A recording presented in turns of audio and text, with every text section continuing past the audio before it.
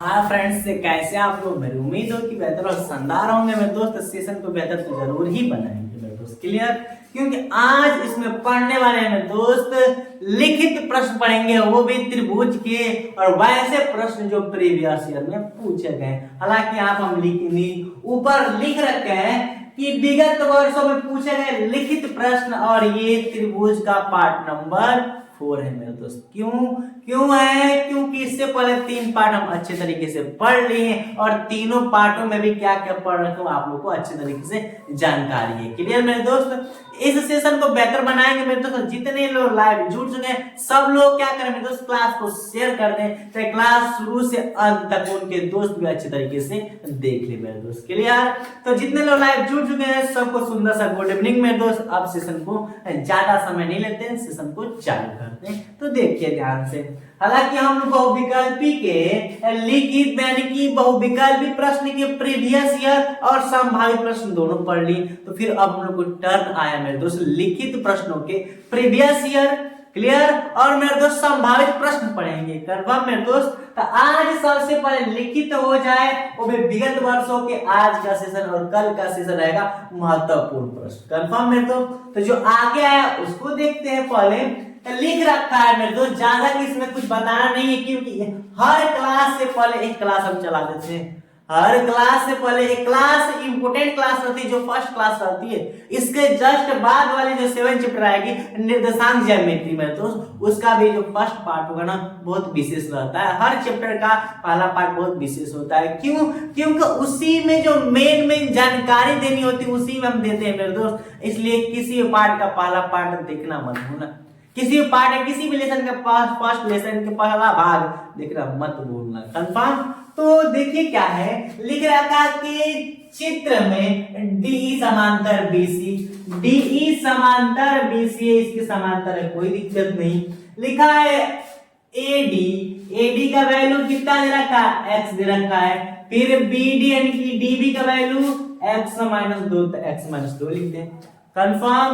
और AE का value x + 2, तो AE का वैल्यू x + 2, और लिख रखा है EC का वैल्यू x - 1, EC का वैल्यू x - 1। फिर मेरे भाई पूछ रखा है तो x का मान बताइए। हालांकि ऐसे तो बहुविकल्पी में भी पढ़ाए थे, बताने का उद्देश्य क्या है? तो उद्देश्य ये है मेरे दोस्त कि ये प्रश्न 19 का है, 25 दोनों में पूछा गया था। प्रीवियस ईयर में देख लो क्या पूछ रहा है, ज्यादा कुछ बड़ी बात नहीं कर रहा है, नॉर्मल सी बात कर रहा है। तो जब दी गया x का मान निकालना है तो बताएं, लिखना जल्द थेल्स प्रमेय से। कौन प्रमेय? थेल्स प्रमेय से AD यानी कि त्रिभुज ABC में, त्रिभुज ABC में AD क्या मेरे दोस्त? AD/DB equal to AE/EC AE/EC। Clear? ये है कि नहीं मेरे दोस्त? अब सबका वैल्यू पुट कर देते हैं। AD का वैल्यू x दे रखा है, कंफर्म, और BD का वैल्यू x - 2, तो क्या रख देंगे? x - 2 बराबर AE का वैल्यू x + 2, x + 2 रख देंगे। कंफर्म? और इसी का वैल्यू x - 2, तो x - 1 है। क्लियर? इतनी बातें समझ में आ रही है कि हाँ कंसेप्ट क्या कर रहा है, क्या कर रहे हैं हम सवालों में आ रहे कि नहीं मेरे दोस्त? जिसको भी डाउट है, कोई भी दिक्कत है, तुरंत कमेंट करेंगे सर यहाँ पर दिक्कत है। कंफर्म? तो अब क्या करेंगे, x का वैल्यू करना है, तो इसका मल्टीप्लाई इसमें और इसका मल्टीप्लाई इसमें करेंगे। हालांकि आप लोग ये चीज खींचिएगा मत, एग्जाम में आप लोग बता रखे हैं। तो x का मल्टीप्लाई x - 1 होगी बराबर इसका मल्टीप्लाई इसमें होगी, तो x - 2 का मल्टीप्लाई x + 2 में होगी। क्लियर? तो अब बताओ मल्टीप्लाई होगी तो x² - x हो जाएगा, इक्वल टू इसका गुणा होगा। तो अगर ऐसे ही देखें मेरे दोस्त कितना हो जाएगा, x - 2 में x + 2 में है, तो a² - b² कितना होता है? a² - b² यानी कि कितना हो जाएगा? 4 हो जाएगा। कंफर्म? देख लो, ऐसे भी करके हम देख लेते हैं। इसको शॉर्ट फॉर्म में ना लिखे अच्छे देखिए, जिनको ना समझ में आ रहा होगा तो इसका गुणा करेंगे तो x², फिर इसका गुणा करेंगे तो +2x, इसका गुणा करेंगे तो -2x, और इसका गुणा करेंगे तो माइनस कितना आएगा 4। क्लियर, आएगी बात समझ में, और इससे इसे कट गया। क्लियर, बात कंफर्म है मेरे दोस्त। अब क्या बचा, x square minus x equal to x square और माइनस 4 बचा। इससे ये कट गया। अब हम लोग का क्या बचा, इधर बचा माइनस एक्स और इधर बचा minus 4, minus minus cancel, x equal to 4 आया। क्या मेरे दोस्त, 4 आया। ये था नॉर्मल सा कंसेप्ट।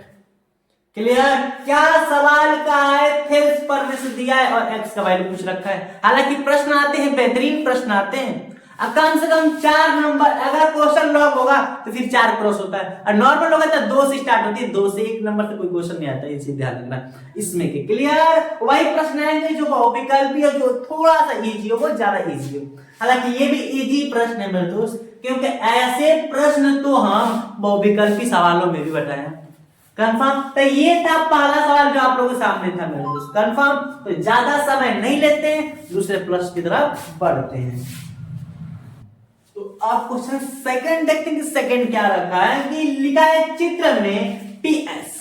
क्या मेरे दोस्त लिखा है कि पीएस यानी कि चित्र पहले देख लेते हैं। हाँ, तो यहाँ पर ये चित्र महाराज है, कोई दिक्कत नहीं, चित्र महाराज है। लिखा है कि पीएस बटा में एस क्यू, पीएस बटा में एस क्यू, कोई दिक्कत नहीं है, बराबर पीटी बटा में टीआर, पीटी बटा में टीआर है।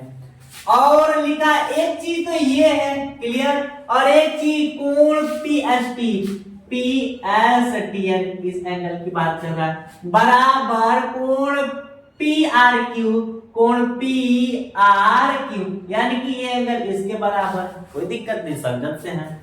तो सिद्ध कीजिए, क्या करना है कि त्रिभुज PQR, PQR क्या है, समद्विबाहु त्रिभुज है। हालांकि बहुत बेहतरीन प्रश्न है, 2022-21 का प्रश्न है प्रीवियस ईयर का। तो पहले बता दे कि मेरे दोस्तों, हम लोग को पता है, हम लोग को क्या पता है कि जिसकी 2 भुजा बराबर हो वो क्या होता है, तो समद्विबाहु त्रिभुज होता है। क्लियर, तो ध्यान दीजिए, सबसे पहले इसमें त्रिभुज कितने हैं, तब PST भी एक त्रिभुज है और PQR भी एक त्रिभुज है कि नहीं। तो देखिए यहां से लिखेंगे, अतः त्रिभुज PST और त्रिभुज PQR, एक बार PST लिखते हैं और एक बार त्रिभुज PQR लिख रहे हैं, त्रिभुज PQR में, क्योंकि जो कार्यक्रम करना है यही करना है, और अंत में दिखाना है कि हाँ 2 भुजा बराबर है, तभी समद्विबाहु होगी कि नहीं। देखिए ध्यान से, क्लियर, इतनी चीज हो गया। और इसी में मेरे दोस्त लिखा है, दिया है, लिख देना कि दिया है, क्या दे रखा है, दिया है कि PS बटा में SQ, PS बटा में SQ बराबर PT बटा में TR, ये चीज दे रखा है। क्लियर है कि नहीं। फिर अब एक चीज बताओ, यहां तक देखा है, दिया है, अब हम लोग को ये बताओ, और जो PST त्रिभुज है, अब बता रहे हम लिखना कि त्रिभुज PST, क्लियर, या तो कोण लिख सकते हो, कोई दिक्कत नहीं, कोई दिक्कत है, त्रिभुज PST लिखो। और ये चिन्ह होती है मेरे दोस्त समरूप का, क्या होती है, समरूप का। तो त्रिभुज PST त्रिभुज PQR की क्या है, समरूप है कि नहीं। तो त्रिभुज PST बराबर त्रिभुज PQR है कि नहीं, समरूप है कि नहीं मेरे दोस्त, है ना। तो इसलिए यहाँ पर समरूप लिखे हैं। अब बताओ, जब त्रिभुज समरूप है तब यहाँ पर PST जो है, अब यहाँ पर लिख रखा फिर दिया है कि अब बताओ, जब यहाँ तक सब चीजें क्लियर है तो कोण PST इक्वल टू कोण PQR होंगे कि नहीं, होंगे कि नहीं, मेरे ध्यान रखना। जब PST PQR के समरूप है तो फिर एंगल तो इक्वल होंगे कि नहीं। तो कोण PST बराबर कोण PQR, आप लिखना है, आप लिख सकते हो संगत कोण से, संगत कोण से। क्लियर, अब लिखना यहाँ पर कि अब हम लोग को दिखाना था कि कोण PST बराबर कोण PRQ, लिख देना कि क्या है मेरे दोस्त, तो ये भी चीजवा क्या किया है, दिया है। आएगी नहीं बात समझ में। अब बताओ PST बराबर PQR। अब ध्यान देना कि हम लोग PST बराबर PQR संगत कोण से बराबर है, तो हम लोग क्या कर सकते हैं, है कि नहीं, बराबर है, क्या है, बराबर है। तो अब जहां PST है वहां पर PQR लिख सकते हैं, और जहां पर PQR है वहां पर PST लिख सकते हैं। तो अब PST की जगह क्या लिख दिए, PST की जगह P कोण PQR लिख दिए, और यहाँ पर कोण PRQ है ये। क्लियर। यहाँ पर क्या गेम कर दिए, यहाँ पर गेम कर दिए मेरे दोस्त, P इक्वल टू PST के जगह पर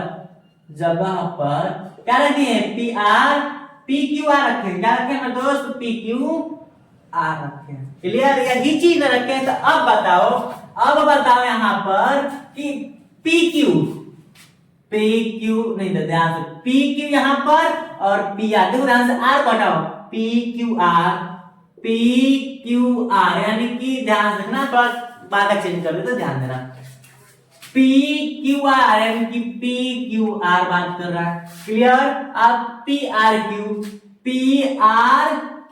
यानी कि इधर से भी इस लाइन का प्रयोग हो रहा है और इधर से भी इस लाइन का प्रयोग है कि नहीं, PQ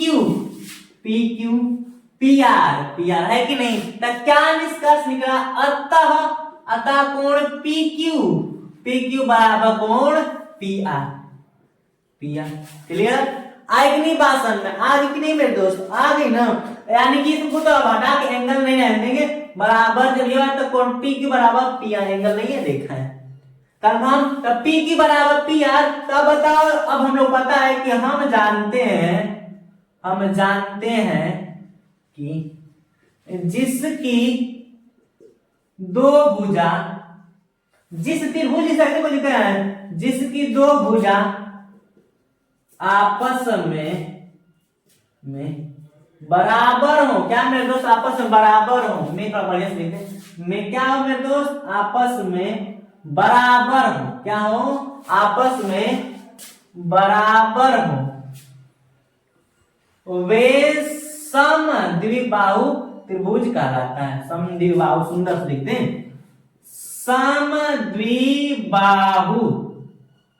समद्विबाहु त्रिभुज कहलाता है, त्रिभुज कहलाता है। क्लियर। थोड़ा मार्कस लिखने की आयत है मेरे दोस्त, कोशिश करेंगे आप लोग के लिए स्लो ही लिखें, क्लियर देखें, कंफर्म। तो इतनी बात समझ में आ गया कि ये दर्शाता है कि त्रिभुज समद्विबाहु है। तब अंत में शो कर दिए PQ PR। हम आप लोग से पहले ही कहते हैं कि अंत में किसी तरह जबरदस्ती नहीं मेरे दोस्त, रूल वाइज कि दिखाना है कि इसके दो भुजा बराबर है, तो ये भुजा और ये भुजा PQ PR के बराबर है। जब दो भुजा बराबर होती है तो कंफर्म है, तो त्रिभुज कौन सा होगा, तो समद्विबाहु त्रिभुज होगा। क्लियर। तो ये था 21 और 22 का प्रश्न लगातार पूछा और इम्पोर्टेंट है मेरे दोस्त, क्या है, इम्पोर्टेंट है, इस चीज को ध्यान रखना। क्लियर। तो ये था आप लोग का सेकंड क्वेश्चन। अब क्वेश्चन नंबर 3 की तरफ बढ़ते हैं। अब क्वेश्चन 3 देखते हैं कि 3 क्या लिखा है। थोड़ा हल्का से देखने में क्वेश्चन तो बड़ा है, लेकिन डरना बिल्कुल नहीं। मैं तो बता दें आप लोगों को कि जो चीज पढ़ा रहे हो वही चीज पढ़ के एग्जाम में जाना, ज्यादा कुछ नहीं। क्लियर। तो लिखा है कि थेल्स प्रमेय का प्रयोग करते हुए सिद्ध कीजिए कि, क्या करना है, सिद्ध कीजिए कि त्रिभुज की किन्हीं दो भुजाओं के मध्य बिंदुओं को मिलाने वाली रेखा तीसरी भुजा के समांतर होती है। एकदम थेल्स प्रमेय ही तो लिख दिया है, यही चीज में बताए थे। हालांकि 20 का भी प्रश्न है और 23 का भी प्रश्न है। तो अगर एक चीज देखा जाए, अगर हम यहाँ पर लिख दे रहे हैं, कोई खींच दे रहे हैं A B और C हो गया, और यहाँ पर एक रेखा D और E खींच दे रहे हैं, क्लियर है कि नहीं। तो कह रहा है कि थेल्स प्रमेय का प्रयोग करते हुए सिद्ध कीजिए कि एक त्रिभुज की कितने दो भुजा, दो भुजा, तो A और B एक भुजा है और A और C एक भुजा है कि नहीं, कि मध्य बिंदु D और E ना है, बिंदुओं को मिलाने वाली रेखा D और E है, मिलान रेखा BC के क्या होगी, समांतर होगी, है कि नहीं। तो थेल्स प्रमेय ना है। है कि नहीं? तो ध्यान देना, सॉल्व करेंगे, हल लिखेंगे। हल में सबसे पहली बात तो त्रिभुज है, तो लिखेंगे त्रिभुज किसमें जी मेरे दोस्त? ए बी सी में। क्लियर? ए बी सी में क्या जी? कितने मध्य बिंदु? तो लिखना है त्रिभुज ए बी सी में ए बी तथा ए सी रेखा, एसी रेखा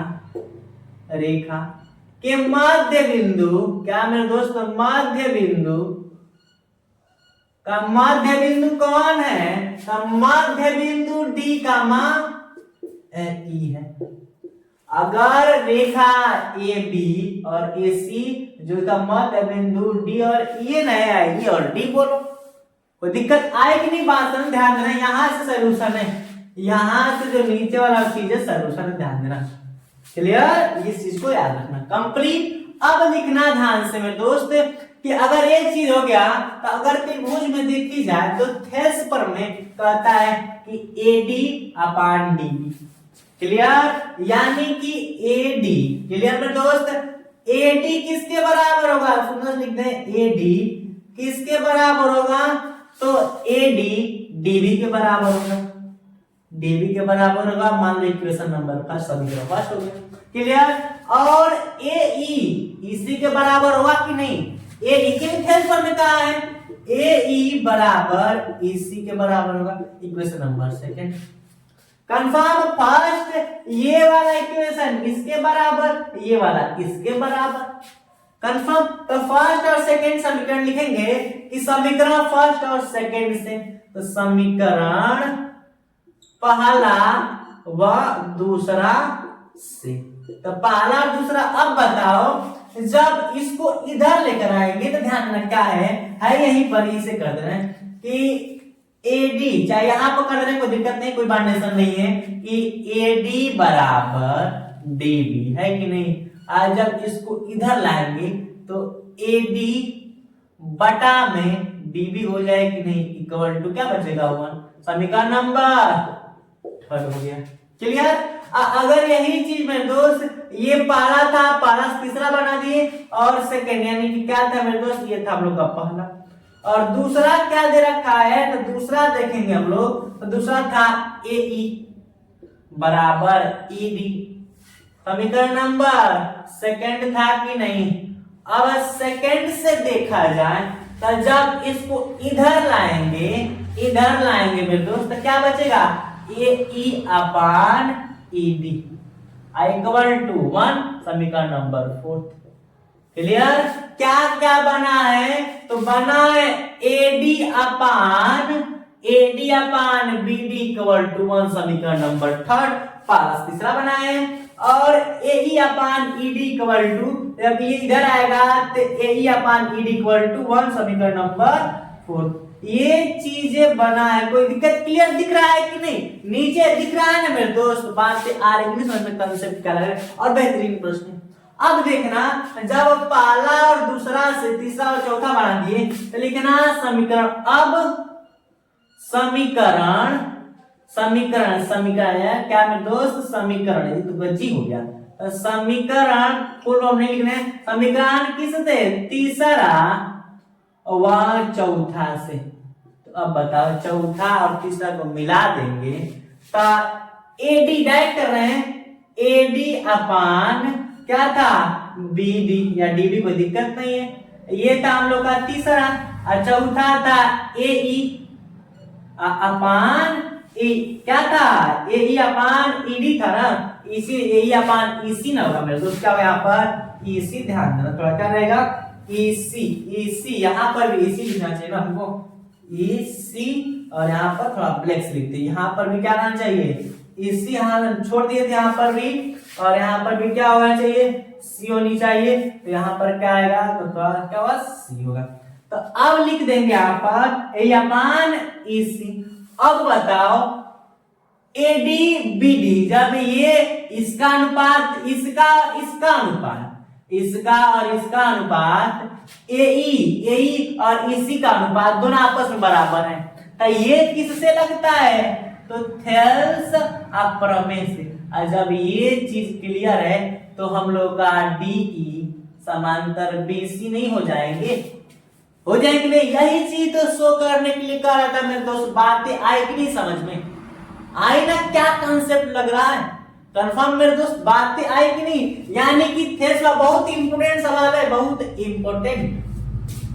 कंफर्म? तो ये चीज क्लियर हो गई बातें कि पहला समीकरण जो त्रिभुज था ये AD इसके बराबर है, ये इसके बराबर है। यहाँ पे लिखे हैं पहला दूसरा, फिर दूसरा से पहला से तीसरा बनाए और दूसरा से चौथा बना दिए और दोनों को जोड़ दिए। तो हम लोग का पहला AD बटा BD आ गया और चौथा क्या था? AE बटा EC। इसे बना देंगे नहीं? तो तीसरा चौथा जोड़े तो AD अपान BD बना और AE अपान EC बन गया। और जब ये अनुपात में तो कौन सा पर में लगेगा? थेल्स पर में। और थेल्स पर में कहता है कि जब E और E बराबर है तो BD और E और BC क्या होंगे? समांतर होंगे। कंफर्म? तो ये था बेहतरीन सवाल मेरे दोस्त और इस सेशन को यहीं तक रखते हैं। कंफर्म? और मेरे दोस्त इस चौथे प्रश्न से शुरू करेंगे। और क्या करते हैं मेरे दोस्त? सबसे पहले एक चीज बता दें कि इस अध्याय में इसके एक्स्ट्रा क्लास चलेगी मेरे दोस्त इसमें, और जो इस अध्याय के महत्वपूर्ण सवाल हो, क्योंकि इससे प्रश्न ज्यादा मार्क्स के आते हैं जो बहुत इंपॉर्टेंट है। क्लियर? जितने लोग लाइव देख रहे हैं मेरे दोस्त सेशन को लाइक कर दें और शेयर कर दें और साथ साथ मन कर तो सब्सक्राइब भी कर देना, ताकि सब कुछ आपको पहले पता चल जाए और अच्छे तरीके से पढ़ जाए। और मैं कुछ बता दें कि जनवरी के अंत तक बोले तो 2-3 फरवरी के लास्ट नहीं बोलेंगे, 2-3 फरवरी तक पूरा सिलेबस कंप्लीट हो जाएगा। कंप्लीट रूप से जल्दीबाजी में भी नहीं पढ़ेंगे, आराम से सब सिलेबस कंप्लीट कर देंगे मेरे दोस्त। तो ये सेशन रखते हैं, मिलते हैं नेक्स्ट एपिसोड में। Thanks for watching. जय हिंद।